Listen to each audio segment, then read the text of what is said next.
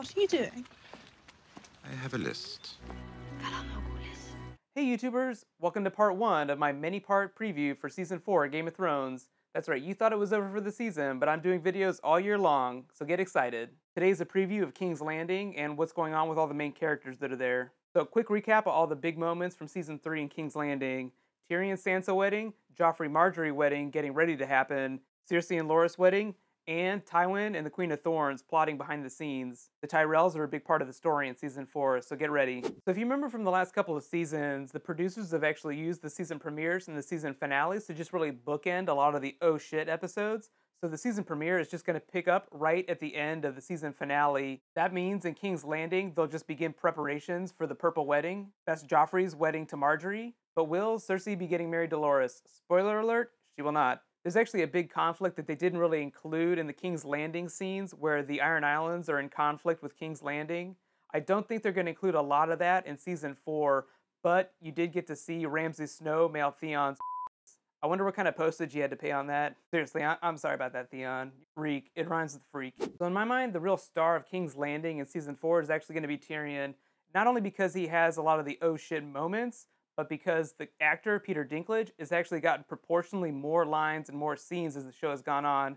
He is one of the main cast members, but I feel like fans have really gravitated towards him just because he's so amazing. He's basically on life support now in Season 4.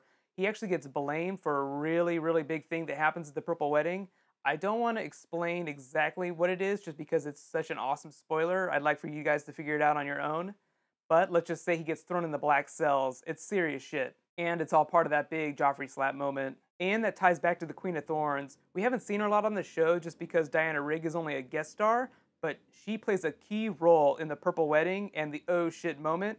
I think that's actually going to come before Episode 9, so I don't think you'll have to wait too long to get that. That also leaves Episode 9 open for an even bigger oh shit moment. It's hard to predict how the show is going to play up that Season 9 oh shit moment, but let's just say there's actually several throughout the season, so it could be any one of them. I'll be talking more about them in my other preview videos too. And what about Sansa? Don't we all just feel so horrible for her? She's so sweet.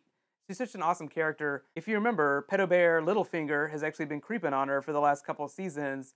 She actually accepts one of his offers for escape, and that leads to a really interesting place. But a lot of those really awesome scenes don't happen until the next book, so I don't think a lot of them will make it into Season 4, so I won't talk about them too much right now. Let's just say her character continues to get more and more interesting. She was actually one of my favorite characters in the show for most of this season. Let's talk about Jaime and Brienne. They made it back to King's Landing relatively safely, and a lot of Season 4 will be Jaime reacclimating to life in the capital and dealing with his hand problem. Let's just say his new nickname is going to be Jaime the Golden Hand. I'll let you guess on why that is. Spoiler alert.